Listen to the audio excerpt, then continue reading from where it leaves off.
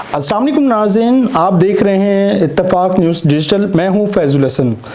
आज जो कराची में हालात चल रहे हैं इंफ्रास्ट्रक्चर के हवाले से मीडिया टॉक्स और सोशल मीडिया के ऊपर कुछ बात चल रही है कि यहाँ पर उस तरीके का इंफ्रास्ट्रक्चर नहीं है जिस तरीके से आबादी के लिहाज से होना चाहिए था। इसी सिलसिले में हमने साबका एडमिनिस्ट्रेटर कराची और 2 दफ़ा DG SBCA तैनात रहे, इनका एक एक्सपीरियंस है, इनके एक्सपीरियंस से जानने की कोशिश करेंगे क्या वाकई ऐसा कराची का इंफ्रास्ट्रक्चर जो तबाही के दहाने के ऊपर लोग अक्सर औकात ये बात करते हुए नज़र आते हैं, क्या वहाँ तक पहुँच चुका है या इंफ्रास्ट्रक्चर मौजूदगी होने के बाद जो इदारे हैं वो सही तरीके से काम नहीं कर रहे हैं।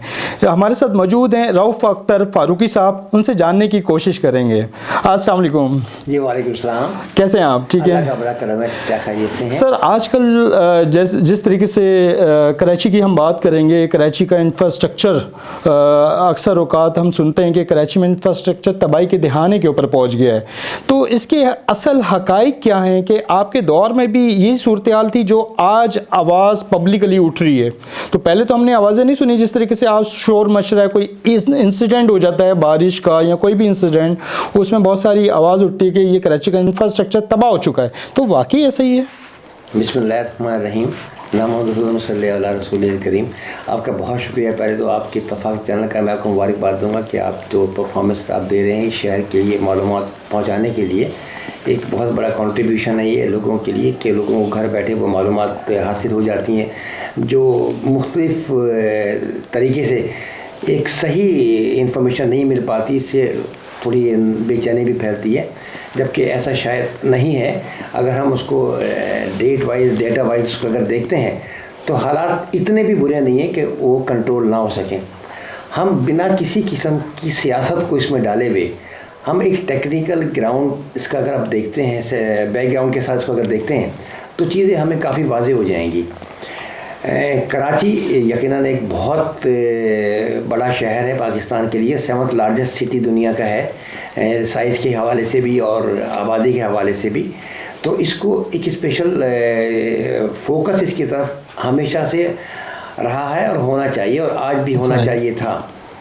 थोड़ी सी बदकिस्मती ये हुई है कि वक्त के साथ साथ हमारे यहाँ इसकी तरफ तवज्जो देना लोगों ने कम कर दिया है और इस शहर को भी जो एक पाकिस्तान की बैकबोन है, पाकिस्तान की इकोनॉमिक हब भी है, उसको पाकिस्तान की हम बात करते हैं कि पाकिस्तान को 70% रेवेन्यू देता है या 80% देता है, और वो इसलिए देता है कि उसके पास वो तमाम चीज़ें, और फिर पोर्ट का भी एक बहुत बड़ा कंट्रीब्यूशन है कि कराची में है, तो उसके लिए तमाम इंफ्रास्ट्रक्चर यकीनन हमेशा अवेलेबल रहा है। ठीक है। हाँ, ये कह सकते हैं कि वक्त के साथ साथ आबादी बहुत तेज़ी से बढ़ी है। आबादी के बढ़ना का अगर रेशियो एक रिदम के साथ होता जैसे और शहरों में होता है या और मुल्कों में होता है, तो चीज़ें उसी हिसाब से इंफ्रास्ट्रक्चर डेवलप भी हो रहा होता है। ठीक है। जब कोई चीज़ आउट ऑफ प्रपोर्शन आगे निकल जाए और डेवलपमेंट का जो रफ्तार है, पेस है, वो थोड़ी सी अपने रिदम पे चल रही हो, तो फिर ये चीज़ें एकदम हमें नज़र आती हैं। और ख़ासतौर से जब कोई ऐसा हादसा हो जाए तो कराची यकीनन जब ये शुरू हम अगर 50s की और अर्ली 60s की बात करते हैं तो 12 लाख से ही शहर शुरू होता है। जी बिल्कुल। और फिर ग्रेजुअली 20 लाख और उसके बाद 25 लाख और फिर 1 करोड़, और आज की जो एक्चुअल आबादी में अगर आपको शेयर करना चाहूँ, और आप भी अगर सियासत को छोड़ के अगर आप देखें तो इस शहर की आबादी किसी भी तरीके से 4 करोड़ से कम की नहीं है। बिल्कुल ऐसे है। और हमारा अलमिया ये है जिसमें हमारी बहुत से अरबाब इख्तियार को इस बात को सोचना और देखना चाहिए कि 4 करोड़ की आबादी को अगर हम 2 करोड़ की आबादी कहते हैं तो हो सकता है उन्हें कोई वक्ती तौर पे सियासी फ़ायदा तो हो जाए, लेकिन कराची की जो आबादी के तनासुब से उसको फंड्स और रेवेन्यू चाहिए, वो फिर कॉम्प्रोमाइज़ हो जाते हैं। जैसे अभी आपने बात NFC अवार्ड की बात की, और NFC से पहले की अगर हम बात करते हैं तो NFC अवार्ड में जो शेयर आपका बनता है सूबों का, वो उसका मेजर जो फोकस होता है, जो कैलकुलेशन होती है, वो आबादी के हिसाब से होती है।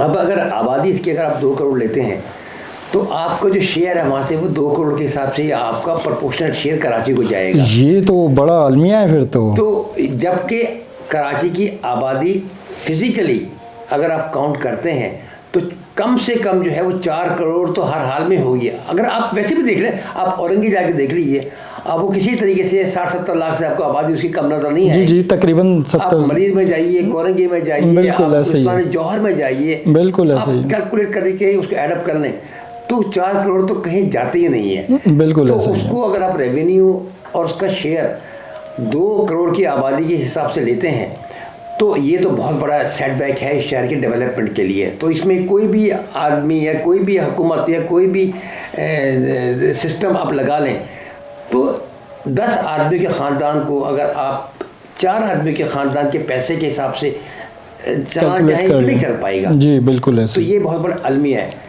और दूसरा अलमिया फिर ये है, जैसे हमने शुरू में एंट्रो में बात की थी कि मेरे ज़माने में क्या था, उससे पहले ज़माने में क्या था। हमें जो एक इमीडिएट लोकल टीयर को जो सबसे बड़ा हमें एक फ़ायदा ये होता था कि हमें एट सोर्स ऑक्ट्राई और इस तरीके से हमें सेस के कुछ पैसे मिल जाया करते थे। वो सीधे आपके पार्क होते थे KMC या जो भी मेट्रोपॉलिटन के जो अदारे में जाते थे, तो इमीडिएट आपके जो एक्सपेंसेस हैं वो उससे हो जाया करते थे। सही है। अब जब से इन्होंने ये सेस को या उसको ऑक्ट्राई ख़त्म करके वो पैसा उन्होंने NFC अवार्ड का जो डिस्ट्रीब्यूशन है उसमें उसको ऐड कर दिया। अच्छा, तो जब उसमें उसको ऐड कर दिया तो एक बहुत बड़ा चंक था, तो वो फिर आपके पास NFC जब आपका अवार्ड होता है तो सीधा वो पैसा पार्क हो जाता है, आने के बाद प्रॉमिस की किटी में चला जाता है। सही है। अब यहाँ से मसला शुरू होता है डेवलपमेंट के एक्सपेंडिचर्स का और शहर की तरक्की के बज़ाहिर नज़र ना आने का। डिसप्रपोर्शनेट हो जाता है आपकी आबादी वर्सेस NFC टू PFC। अच्छा ठीक है। तो जब PFC में आ गया था, PFC में उसका अवार्ड दोबारा लोकली जाना चाहिए था, लोकल सेटअप पे। बिल्कुल ठीक है। कॉन्स्टिट्यूशन का आर्टिकल 148 पर कहता है ठीक है कि आपके पास नेशनल अवार्ड आपका जब होता है NFC जब हम करते हैं तो उसको फॉरन PFC प्रोविंस में जाने के बाद लोकल पे वो जाना चाहिए। बिल्कुल ठीक है। लोकल का टीआरपी तरीका वही है कि प्रपोर्शनेटली होता है। ठीक है। तो एक तो अलमिया ये हुआ जब वहाँ से तो पैसा आपको पूरा मिल गया और बहुत अच्छा। अब पैसे की कमी नहीं है, ये मैं आपको बताऊँ कि सही है। ये कोई अगर कहता है कि पाकिस्तान में या सूबों में पैसे की कमी है, अल्लाह का शुक्र है इस पाकिस्तान में पैसे की कतई कमी नहीं है। बिल्कुल सिर्फ डिस्ट्रीब्यूशन का मसला है। सही है। और हमारे इंटेंट और विजन का मसला है, वहाँ पर आकर के प्रॉब्लम शुरू होती हैं। अब चूँकि PFC अगर आपके पास 10,000 अरब या 8,000 अरब आपका आता है, ठीक है, तो आपको उसका प्रोपोर्शन जो है वो लोकल टीयर पे वो चीज़ आ जानी चाहिए। आप जो कराची की आबादी के हिसाब से कराची को मिल जाए, ठीक है। अब वो पैसा कराची के लोकल अकाउंट में आ जाए, वहाँ से फिर टाउन को चला जाए और टाउन के बाद यूनियन को चला, यूनियन काउंसिल को चला। ये जो आपका 3 टीयर है जो आपको फ़ौरन रिलीफ देते हैं, आपको फ़ौरन बताते हैं कि कराची का या किसी भी शहर के डेवलपमेंट का किस तरीके से होना है, कितने पैसे चाहिए, क्या आपके बजटिंग होनी है और कितना आपके पास पैसा है। अब वहाँ पर होता ही कि अब कराची की हम मिसाल, चूँकि इस वक्त कराची की हम बात करते हैं, कराची को अगर फ़र्ज़ करें आपको चाहिए, आप 2,000 अरब आपको चाहिए कराची के लिए, ठीक है, आपके पास वहाँ से 200 अरब भी आपको नहीं मिलता, या आपको मुश्किल से 1,000 अरब भी आपको नहीं मिल पाता। जब ये पैसा, एक तो मसला यहाँ पर ये होता है कि जो आपका मुकम्मल तौर से सेंसिस जो है प्रॉपर आबादी का नहीं है, उसके कम आबादी से पैसा आपको यहाँ मिलना चाहिए, वो भी आपको नहीं मिलता है। फिर उसके अगेंस्ट आपका 38% पैसा टोटल PFC अवार्ड का आपको कराची को आ जाना चाहिए। कराची की आबादी का 38% है, बिल्कुल, तो बाकी आपकी 62% पूरे सिंध की है। सही है। हो तो ये जब आप पैसा ट्रांसफ़र करते हो तो ये रिवर्स हो जाता है। अच्छा, कि जो वहाँ जाना चाहिए था, सही है, वो पैसा जो है वो कहीं और चला जाता है। बिल्कुल, तो वो शेयरिंग जो है वो डिस्टर्ब रहती है, प्रॉपर नहीं हो पाती है। जबकि एक्सपेंसेस आपके शहर की इसलिए बढ़ रहा है कि आपकी टोटल पॉपुलेशन जो कराची की है डेली की बेसिस पे मुस्तकिल बढ़ रही है, कि जितना भी आपकी ग्रोथ है, एक तो नेचुरल ग्रोथ आपकी है, फिर आप कंट्री से जो लोग आते हैं वो हैं, और प्लस इस वक्त तो हम बदकिस्मती कह रहे हैं कि पहले तो अब कंट्री से लोग आते थे, जी ऐसे ही अब है, तो विद इन प्रोविंस में भी लोग जो है यहाँ पर आते हैं। तो अब वो एक्सपेंसिव भी जो पैसा है वो उनको वहाँ के लिए मिलता है, उनका नाम तो वहाँ की लिस्ट में है, सही है, पैसा उनका वहाँ जा रहा है, बिल्कुल ठीक है। एक्सपेंडिचर ये शहर कर उनके बुनियादी हकूक वहाँ जा रहे हैं, हालांकि उनके भी बुनियादी हकूक जो सेंसस में अगर आए तो यहीं पर यहाँ आने चाहिए उनको, चाहे वो केपीके के हों, बिल्कुल ठीक है, और सूबे के हों, किसी शहर के हों, वो भी हमें नहीं मिल रहे। सही है। फिर जो हमारा एक्चुअल एक्सपेंसिव सिर्फ कराची का ही है, अगर हम आज से 5 साल पहले या 8 साल पहले का ले लें, वो भी आपको नहीं मिलते।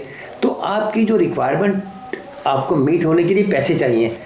तो अगर आपको केएमसी को फॉर एग्जांपल इस वक्त जो है वो 1200 टेंडर, 5 टेंडर चाहिए, ठीक है, आपका आज भी अगर 21-22 5 टेंडर हैं, आबादी उस ज़माने में अगर 1 करोड़ की थी, आज जो है 2 करोड़ की ऑफिशियल और 4 करोड़ की आपके पास अनडॉक्यूमेंटेड, बिल्कुल ठीक है। तो वो तो पैसा मांगती है ना जी, डेवलपमेंट जी, के लिए। जी।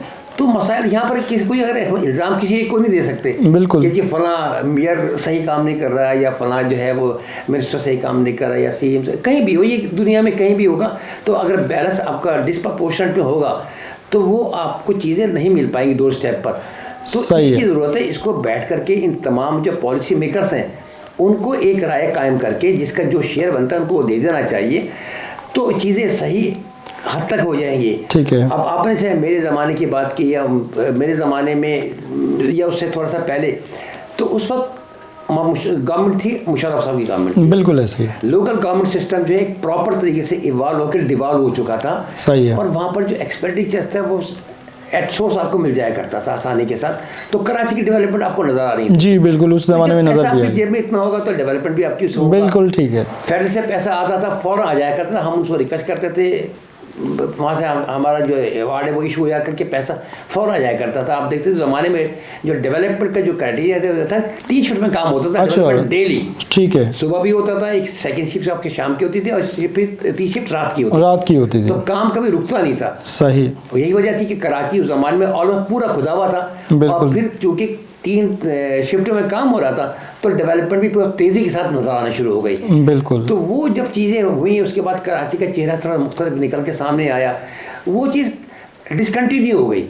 बिल्कुल बीच में जो डिसकंटिन्यू हो गई, पॉपुलेशन इन्फ्लुएंस बढ़ता चला गया। बिल्कुल ठीक है। और तो ये उसका रिजल्ट ये निकला कि हमें जो सड़कें नहीं बन पा रही प्रॉपर तरीके से, उसका इम्पैक्ट ये आया। ठीक है। फिर दूसरा टेक्निकल टीम, जो हमारी बदकिस्मती है जो हम सिलेक्ट करते हैं, ये पॉलिसी मेकर पे डिपेंड करता है कि वो किसको लगा रहे हैं। हर सीट जो है वो एक दूसरे को कॉम्प्लीमेंट सपोर्ट करने के लिए नहीं होती है। ठीक है। कुछ जगह ऐसी होती है जहाँ पर आपको एक ब्रेन टेक्निकल बंदा चाहिए, आदमी चाहिए होता है, उसकी सपोर्ट में आप बेशक 50 आदमी एक्स्ट्रा रख लें, ठीक है, 200 आदमी को आप ऑब्लाइज कर लें, ठीक है, लेकिन जो पॉलिसी मेकर्स है, जो विजनरी आदमी है, जो चीज़ों को बताता है, ठीक है, वहाँ पर कॉम्प्रोमाइज़ नहीं होना चाहिए।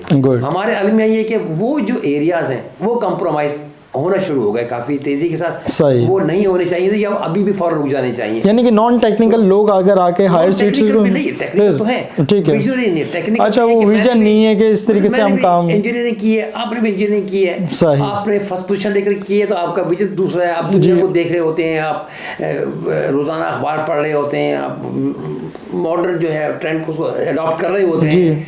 और एक मैंने की है, मैं डफर, मैंने इंजीनियरिंग तो मैंने कर लिया है, टेक्निकल मैं भी हूँ, लेकिन मैं बिल्कुल डफर हूँ। मुझे कोई तो कंप्यूटर चलाना नहीं आता, मुझे आईटी का कोई एक्सपीरियंस नहीं है, मुझे दुनिया में क्या रहा उससे कोई गरज नहीं है, लोग कहाँ से कहाँ पहुँच गए। तो यकीनन जो विजनरी है वो लोग, उसमें फ़र्क आएगा बहुत उनको होना चाहिए कि वो तो एक तो ये कि कॉस्ट इफेक्टिव होते हैं, सही है, दूसरी वो बहुत आगे की सोचने विजन उनका लेकर के और बहुत पहले अपने आप को तैयार कर लेते हैं आगे जाने के लिए।